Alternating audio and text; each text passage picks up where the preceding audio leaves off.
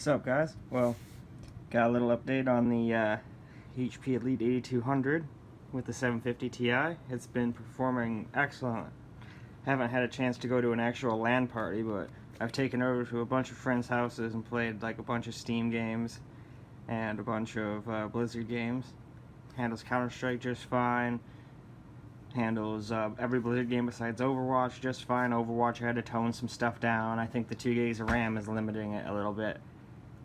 The only problem is the GPU does get kind of hot. It can get up to about 88 while playing Heroes of the Storm. That's the hottest I've ever seen it get, which is pretty toasty. Still not quite up to the 95 C limit, but still pretty bad, so it probably honestly won't last very long in there. So when it dies, I'll probably go get a 1050 Ti, because I'd like a little smidgen more performance, but I couldn't pass up the good deal on that 750 Ti. Plus, I didn't know if this was even going to work good. Figured I might, run a couple games on it, and the PSU might go, I had enough. I'm 240 watts, I'm dead now. But it only pulls 140 watts from the wall. So it's definitely running the PSU kind of, out of the efficiency rating. It's not even 80 plus rated, I don't think. It's too old. But, I mean, it doesn't get too hot. I mean, hasn't given me any problems yet. We'll see how long it lasts, but so far I've had this for about a month and gone and used it quite a bit, and I haven't had any problems with freezing or crashing or anything. CPU stays nice and cool. Gets all of its air right from here, goes over the CPU. The reason the GPU gets so hot is it doesn't really have any intake fans. This is the only intake fan, and it's getting warm air from the CPU. That's all the rest of the components get, and whatever is left after coming out of the CPU. But anyway, here's some information. I haven't run any benchmarks or games yet, so this is all stuff pretty much on idle and random things turning on and off in the back of Windows.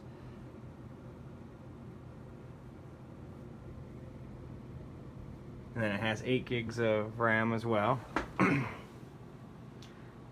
So we'll run some benchmarks here first, just to show what it can do now that it's overclocked and whatnot. Now, don't expect too much. It's an old locked 2400 i5 and a 750 Ti that isn't even overclocked as high as a lot of them can get, probably due to the fact that it's low profile. But anyway, let's move on to some benchmarks, and then we'll move on to how some games run with some actual game footage. So here's what we got for Cinebench. And once I run the rest of the tests, once I get to the games, I'm going to be running everything at 1080p, and I'm going to be showing the settings before I go into actual gameplay of each game. But just wanted to get that across, because I play games at 1080p on this. This is not a high-res gaming platform I've made here. So anyway, on to the next test. So this is what it got in the Skydiver.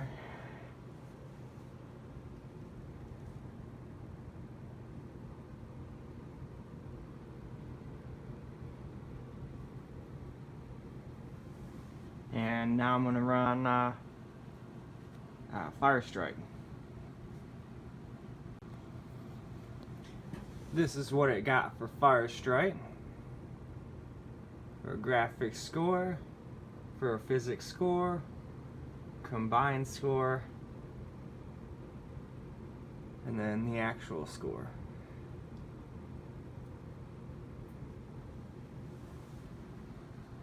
Alright, well, on to the next test. Okay, so on this test, I just ran the preset, and that's what it happened to be. I didn't do windowed or anything to make it seem better than it is. I just did that so it's replicatable by anyone. Anyone can compare now by just going and doing the highest preset. Now I'm going to do the same thing on Valley, which I'm going to run next.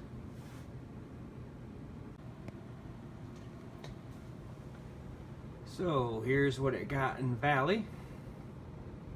Again, I just used the Extreme HD preset. That was the highest I could do. So now we're going to move on to superposition. Alright, well, here's what it got in superposition. I could only run 1080p medium because I didn't have enough video memory to do high, but it would have gotten a really crappy score anyway. This is about the best it could do. So, as soon as that GPU dies, like I said, I really need to get that freaking 1050 Ti. That'd be a perfect match for this thing. Wouldn't draw any more power than this, and it would give me a lot better performance, and it would have 4 gigs of video memory instead of only 2. But still, for 75 bucks, I can't complain. Now, I still want to run 2 more benchmarks, so let's get to those. In Geekbench 4, it got these for scores. Not too bad for an old locked 2400. Obviously, like, it looks like not very impressive compared to CPUs of today, but still. Alright, have one last test to run. Well, here are the user benchmark results. For gaming, we get 29%, desktop 50%, workstation 31%. Obviously, these aren't the best scores in the world, but for an under $200 computer, I wasn't expecting it to do extraordinarily well here. But let's just go down through the actual things here. Here's what the processor got. Graphics card. I don't know why it says the Intel SSD is running like below expectations, but still plenty fast enough for me, and as you can see, it's way faster than the Western Digital Blue hard drive that I have in there. And then there's the memory, and the memory is also running at 1333 versus 1600. I don't even know if I can change it, but I'm not even going to bother. It's not going to make that big of a difference on here anyway. So, anyway, now we're going to move on to the gaming, not benchmarks per se, but just some gameplay. And I'm not going to talk or anything in them because I never really know what to say. I'm not exactly the super most entertaining person in the world, and I run out of things to talk about rather quickly. So I'm probably just going to throw some music in, or just let the games, might just let the games be games. I'll decide when the time comes. But what I'm going to do is I'm going to show the settings that I'm going to run the game at, and then I'm going to skip to some gameplay. I'm just going to keep the gameplay videos kind of short because I want to show each of the games on the desktop here. And if I play too much of each of them, it'll turn into an hour-and-a-half video, and nobody wants to watch an hour-and-a-half video, especially not by me. But alright, let's get started. Oh, and before I forget, let's close that. Let's see what we got for temperatures during all those tests. Here's what the i5 got up to. How much watts they say it used. The turbo boost and all that. GPU got up to 87. But anyway, now we're gonna reset this for the and minimize it for the games. And also, I might add that I'm running the latest version of Windows and the latest NVIDIA drivers. And if it looks like I suck while playing games, it's because I'm going to be using this $11 combo, keyboard and mouse combo. And this thing is not very good. So, and I'm also probably just going to literally set the keyboard on my lap like this. So it's not exactly the best setup for gaming. It's just kind of to show you how the game runs, not how well I play. But anyway, let's get started. Oh, and another thing, with the shadow play, people say it might use 3 to 5% of your GPU or your FPS. So, I mean, it's not really going to be noticeable, but I thought I would just note that. But alright, let's move on to the games.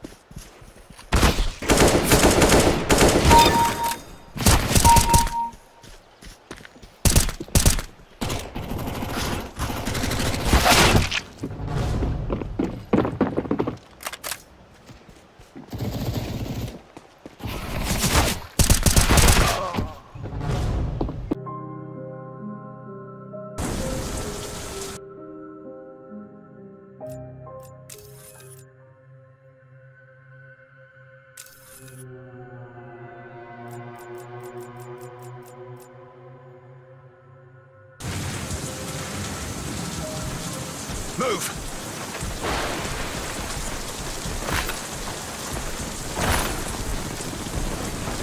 Dane, Bandit, make the diversion. Prophet, let's go. Romeo Actual, this is Romeo 1. Initiating burnout, over. Copy that, Romeo 1.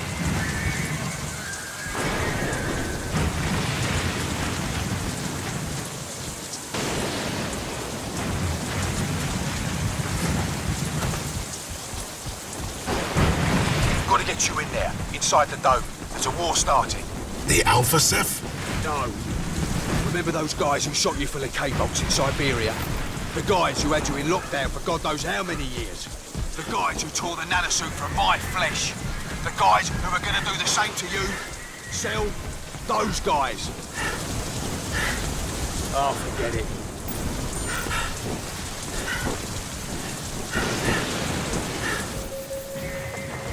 Warning. Nanosuit disembarkation in progress. All non-essential personnel must leave That's the that. area. Cell security AI.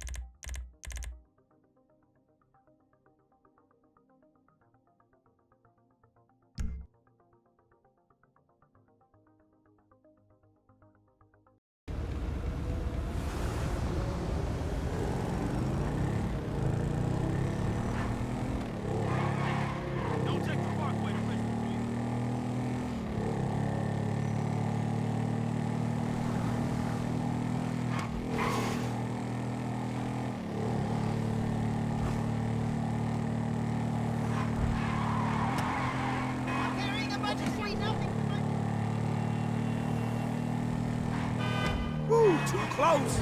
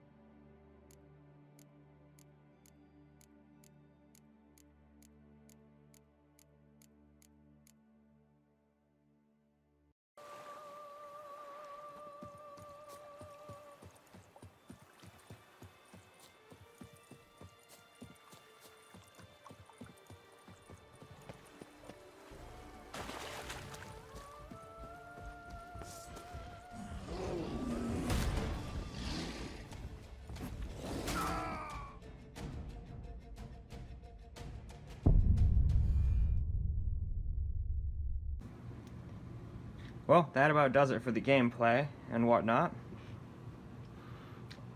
I think the computer does pretty good for how much it costed. Right around $200. But I'll definitely keep you guys posted on any upgrades I do, or if it dies, or if anything breaks on it or whatnot. I think the next upgrade I'm going to do is get some better fans.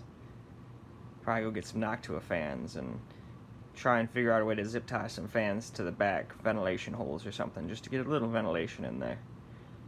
And then after that, I'll probably get a 1050 Ti whenever I see a good deal on one, or whenever the 750 in this dies.